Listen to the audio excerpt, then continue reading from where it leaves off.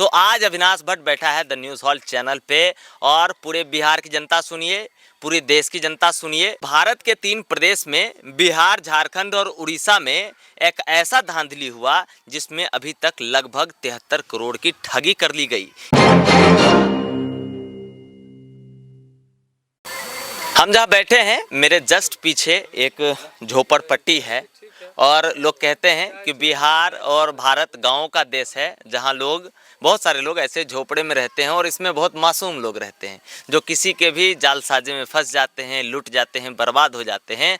तो आज अविनाश भट्ट बैठा है द न्यूज़ हॉल चैनल पे और पूरे बिहार की जनता सुनिए, पूरे देश की जनता सुनिए, क्योंकि आज जो उद्भेदन हम करने जा रहे हैं ये बहुत खास है और इसको बहुत प्रमुखता के साथ बहुत लोगों ने नहीं दिखाया है।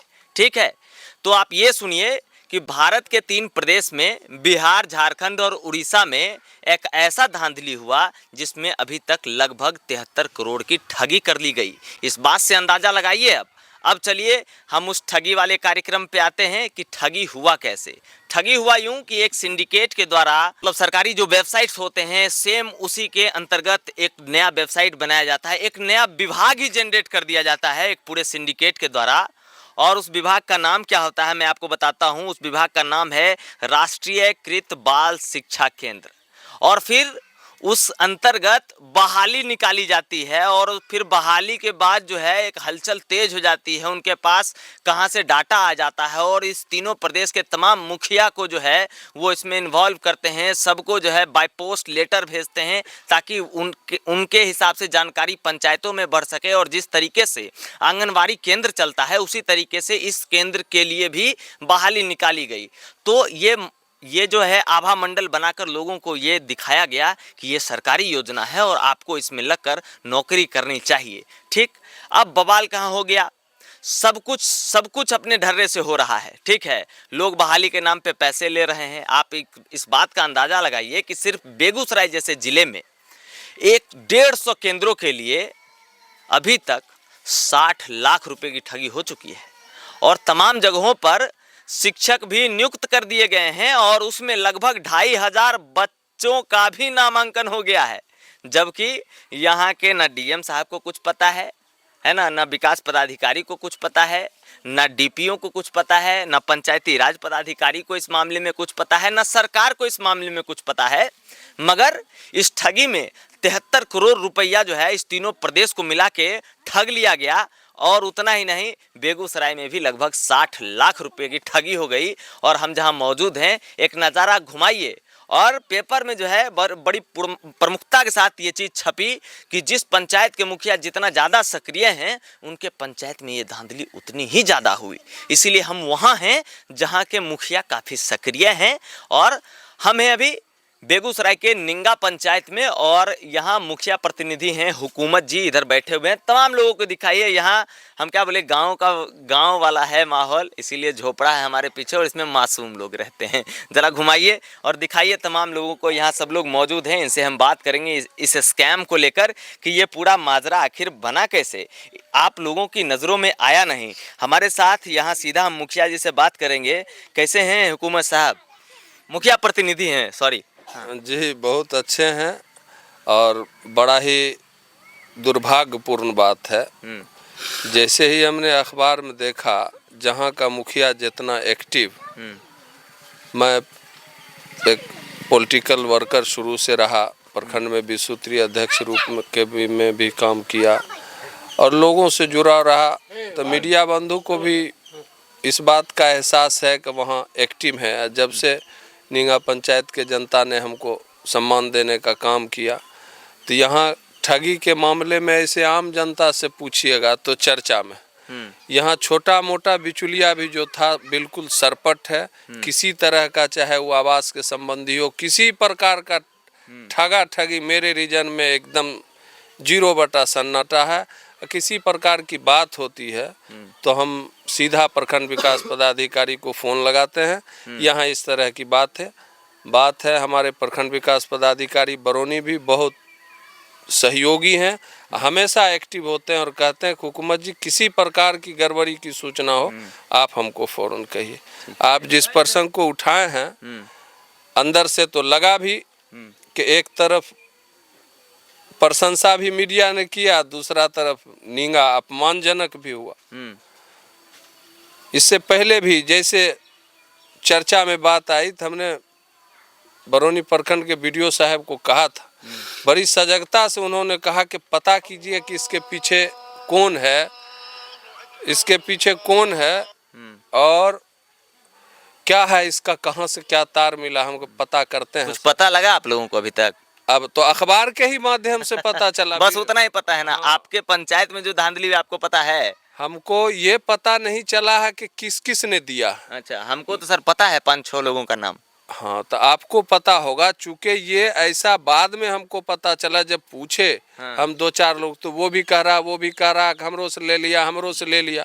और इसका सिस्टम अभी हमको पता चला कि ये इतना बड़ा फ्रॉड था, पंचायत के लोग भी इसमें इन्वॉल्व थे। इतना बड़ा फ्रॉड था कि ऑनलाइन ही इसका एग्जाम हुआ, ऑनलाइन ही ज्वाइनिंग लेटर, और जिससे पैसा लिया गया उसको ही कहा जाता था कि किसी को कानो कान खबर नहीं होना चाहिए, न तो आपका नौकरी चल जाएगा। अच्छा, तो ये सब साइको डाल करके पैसा ठगा गया है, बड़ा दुर्भाग्यपूर्ण है। आप लोगों को भी तो मुखिया जो तमाम लोग हैं, सभी लोगों को तो बाय पोस्ट लेटर तक उन लोगों ने भेजा था, वो फर्जी जो था उनका, कि नेशनल चाइल्ड एजुकेशन सेंटर से। नहीं, वो तो लेटर शुरू में आया था 7-8 महीना पहले। अच्छा। हम लोग मुखिया संघ में भी इस बात को रखे, तो सारे हमारा बरौनी प्रखंड का सारा मुखिया इसमें अपवाद नजर आएंगे, सब अचंभा हो रहे हैं। कल के हो एकरा न प्रखंड विकास पदाधिकारी से इसका कोई कॉम्बिनेशन है, न बीओ से है, न शिक्षा विभाग से है, न आंगनबाड़ी से, क्या है नहीं है इसका कुछ थाहे पता नहीं चलता है ये कैसे क्या कर रहा था। हम लोग इस पर उतना ध्यान नहीं दिए कि जैसा प्रखंड से गाइडलाइन आएगा उसके हिसाब से हम लोग चाहे योजना चलाते हों या सरकारी कोई भी काम करते हो, तो हर हाल में जो प्रखंड विकास पदाधिकारी का गाइडलाइन होता है उसके हिसाब से काम करते हैं। इसका चर्चा जब उनके नज़दीक किए तो उन्होंने कहा कि इसमें किसी तरह की कोई बात ऐसी तो नहीं नज़र आती है उस वक्त। अच्छा। इसलिए हम लोग इस पर ध्यान ही नहीं दिए, लेकिन अंदर अंदर अंदर अंदर बिचौलिया अपना सिनकट्टी करके समाज को बदनाम करके छोड़ दिया। तो अभी तक एक भी एफआईआर हुआ है आपके पंचायत में इस मामले को लेकर?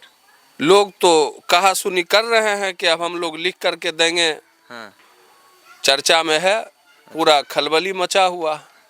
हमारे जो दर्शक देख रहे हैं वो इस बात को समझिए कि बिहार सही झारखंड और उड़ीसा में भी इस तरह का पूरा धांधली हुआ। अखबार तो 73 करोड़ का लिखा। बिल्कुल 73 करोड़ का। हाँ, अब चर्चा में बात आ रही है, किसी से 1 लाख, किसी से 1.5 लाख, किसी से 60,000, किसी से 70,000, अब चेमो गोइयां शुरू हो चुका। अच्छा, इसके पहले आपको भेजी गई थी, संस्था भेजा था हाँ, जितने मुखिया हैं पूरे बिहार, झारखंड और उड़ीसा, तमाम मुखिया को भेजा गया। तो थोड़ा कंसस होना चाहिए था। कंसस हुए ना हम लोग कंसस हुए ना सर, कंसस हुए तो वीडियो साहब से चर्चा किए ना, कहा कैसा हम लोगों का इसका कोई चिट्ठी उट्ठी नहीं है। तो ऑटोमेटिक है कि हम लोग जो जनप्रतिनिधि हैं तो प्रखंडे विकास पदाधिकारी के हिसाब से, प्रखंड का तो मेन बॉस वही है, उन्हीं के अंडर में सब शिक्षा पदाधिकारी हो, आंगनबाड़ी हो आता। तो ऐसा कुछ नहीं है। बीच में जब हम कहे कि सर हम लोग को लग रहा है कुछ हवा पानी, कल के पता कीजिए, साले को धर के दबोचिए, और उस साले सबको जरूर फर्जीवाड़ा लगता है। हम लोग को कहीं से कोई चिट्ठी नहीं है, क्या हो रहा है। हम कहे सर ध्यान दीजिए, हम लोग भी देते हैं। लास्ट में तो अखबार में चला ही आया। इसके लिए बेटर होगा जो संबंधित आदमी जो ठगा गया है जो ठगा गया है उसको तो पहले सामने में होना होगा, उसको सार्वजनिक होना चाहिए। सार्वजनिक होगा। क्या ऑथेंटिक बात तभी होगी जो वो कम से कम 2-4 गो आदमी आकर के और सामने आवे कि हमसे इतना पैसा लिया है, कौन लिया है, नहीं लिया है। उस क्या नाम है आपका सर? राम जगद्दर सिंह नाम है। अच्छा, क्या करते थे आप सर? रिटायर्ड करते थे तो अब रिटायर्ड हो गए, अवकाश प्राप्त है। अच्छा। थे असिस्टेंट इंजीनियर, अरे क्या एसडीओ थे सिंचाई विभाग में। तो सर मेरा ऐसा झोल आप लोग के टाइम तो नहीं होता था? जी नहीं, उस समय ये सब का कुछ भी बात नहीं था। अभी ऑनलाइन, जहाँ तक ऑनलाइन एग्जाम की बात है, जी जी। तो अभी तो पर पार्टी है, ऑनलाइन एग्जाम हो रहा है। जैसे आपको कॉम्पिटिटिव एग्जाम जितना भी है उसमें ऑनलाइन एग्जाम ही हो रहा है जी। तत्काल। अभी- लेकिन ये है ऐसा टाइप का तो बने नहीं हम सुने कभी थे। नहीं सुने। और झोल समझिए, देखिए हमारे जो दर्शक देख रहे हैं उनको हम थोड़ा स्कैम को खुल के बता देते हैं। जब सर होली का माहौल आया तो उसने प्रॉपर एक गाइडलाइन किया। उन्होंने कहा कि 2 मार्च से लेके 11 मार्च तक की आप लोगों की लंबी छुट्टी होली की, वही चाइल्ड वेलफेयर वाला। और उसके बाद जब इतनी लंबी छुट्टी मिल गई तो लोगों का संशय वहाँ शुरू हो गया कि भाई इतने लंबा छुट्टी का है।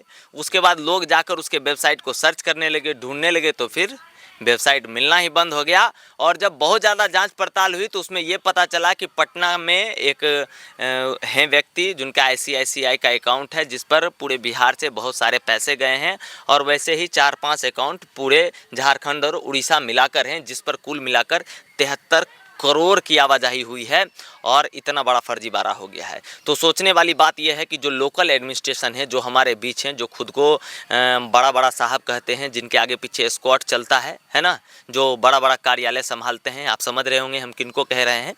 तो उनके नज़र में ये चीज़ें नहीं आ पाई और दुर्भाग्यपूर्ण रहा कि अब इतने लोगों के साथ फ्रॉड हो गया। यहाँ तक कि एक छोटा सा ज़िला बेगूसराय, जहाँ 60 लाख रुपए तक की उगाही हो गई और किसी को यहाँ कुछ पता ही नहीं है।